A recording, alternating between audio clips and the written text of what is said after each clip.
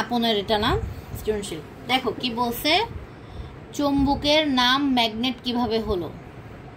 এটা আমরা পড়ছিলাম না যে ম্যাগনাসের নাম অনুসারে, হ্যাঁ হ্যাঁ, এটা ওনার নাম অনুসারে কি হয়েছে চুম্বক, এটা পাথরের নাম রাখা হয় ম্যাগনেট।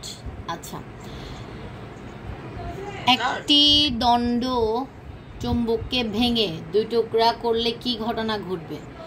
একটি দণ্ড চুম্বককে ভেঙে দুই টুকরা করলে দুইটা ভিন্ন ভিন্ন দণ্ড চুম্বক পরিণত হবে।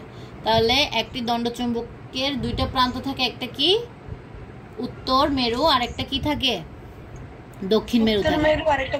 হ্যাঁ, দুইটা মেরু থাকে। তাহলে দণ্ড চুম্বককে ভেঙে ফেললে উত্তর মেরু এবং দক্ষিণ মেরু পৃথক হয়ে যাবে না, বরং দুইটা দণ্ড চুম্বক সৃষ্টি হবে।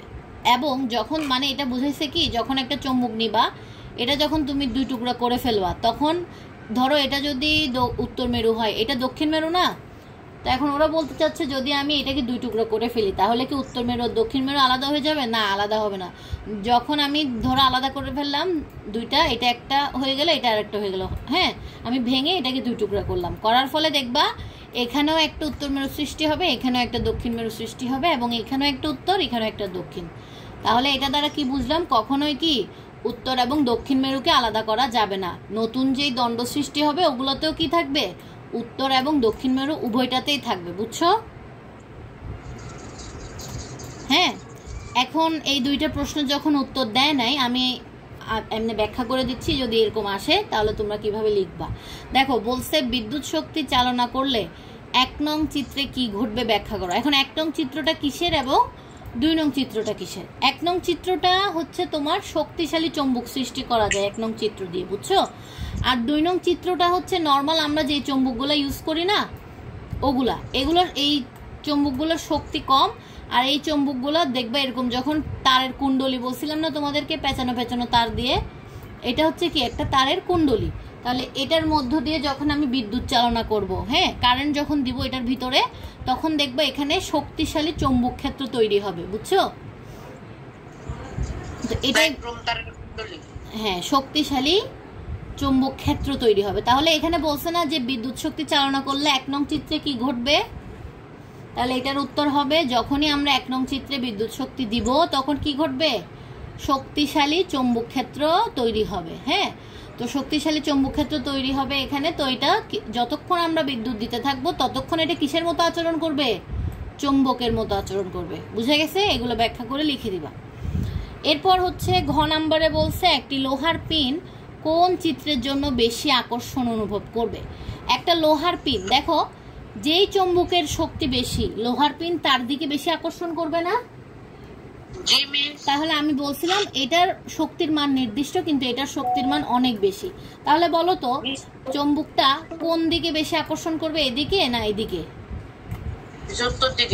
না না, মানে এই চিত্রের চৌম্বকে বেশি আকর্ষণ করবে না এই চৌম্বকের চিত্রে বেশি আকর্ষণ করবে? অবশ্যই চিত্র একে আকর্ষণ বেশি করবে না? কারণ কি, চিত্র 1-এর চৌম্বকের শক্তিটা বেশি।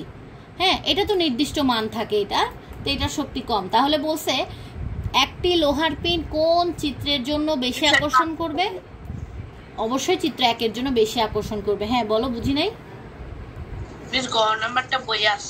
আচ্ছা, তাহলে ওখানে কি চিত্র 1 দিছে না 2? চিত্র না, বলো।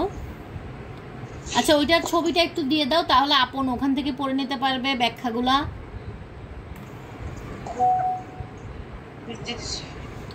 আচ্ছা, এখন আপন বুঝছো, সবাই বুঝছো? আলামিন বুঝতেছো পড়া? আচ্ছা, তাহলে আমরা কি বুঝলাম, একটি লোহার পিন কোনটাতে বেশি আকর্ষণ করে? অবশ্যই চিত্র 1-এ বেশি আকর্ষণ করবে।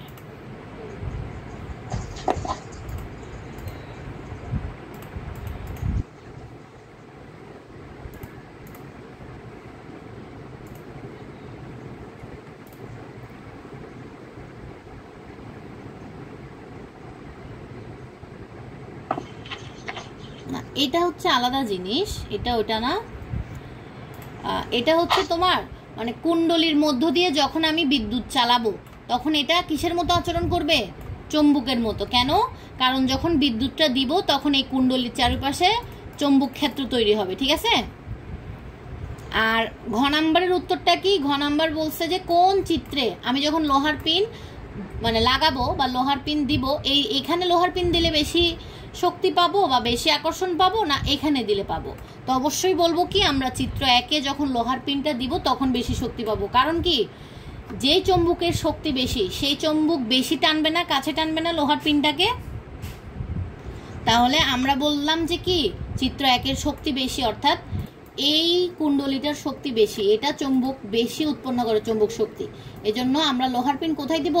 অবশ্যই অবশ্যই চিত্র 1-এ, যাতে আমরা বেশি আকর্ষণ পাই, বুঝছো?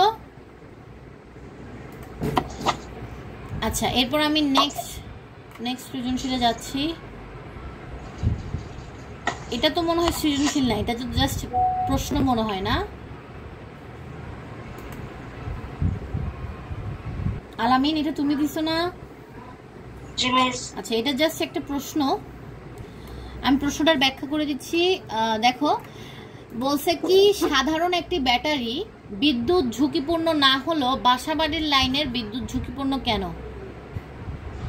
ব্যাটারিতে স্বল্প পরিমাণ চার্জ এবং স্বল্প পরিমাণ বিভব পার্থক্য থাকে, ফলে এটি আমাদের শরীরে কোনো প্রভাব ফেলে না। কিন্তু বাসাবাড়ির বৈদ্যুতিক লাইনে উচ্চ বিভব থাকে, তাই হচ্ছে সেটা আমাদের জন্য। আচ্ছা দেখো, নর্মালি তুমি যখন একটা সরল বর্তনী তৈরি করো, এখানে যদি তুমি হাতও দাও তাহলে তোমার কোনো প্রবলেম হবে না বা কোনো ঝুঁকি থাকবে না, সাধারণ একটা ব্যাটারি, ঠিক আছে?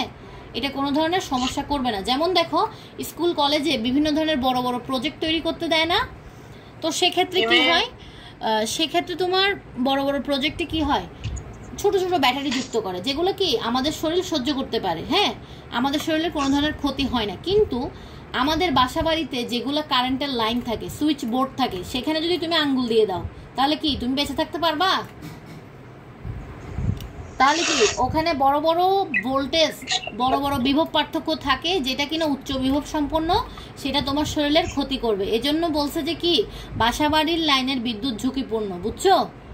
কারণ যেগুলো আমরা নর্মাল সাধারণ ব্যাটারি ইউজ করি সেগুলো আমাদের ঝুঁকি করে না। কেন ঝুঁকি করে না? কারণ সেখানে চার্জের পরিমাণ কম, তারপরে বিভব পার্থক্য কম। বিভব পার্থক্য মানে ভোল্টেজ, ঠিক আছে? ভোল্টেজটা কম, এজন্য আমাদের শরীরে কোনো ধরনের প্রভাব ফেলে না। কিন্তু বাসাবাড়ির লাইনে বৈদ্যুতিক যে লাইনগুলো থাকে ওখানে ভোল্টেজ বেশি থাকে, ভোল্টেজ হচ্ছে উচ্চ বিভব থাকে, এজন্য সেখানে অধিক ঝুঁকিপূর্ণ, বুঝছো আলামিন? আচ্ছা, এটা আমি একটু আপলোড দিয়ে নিই।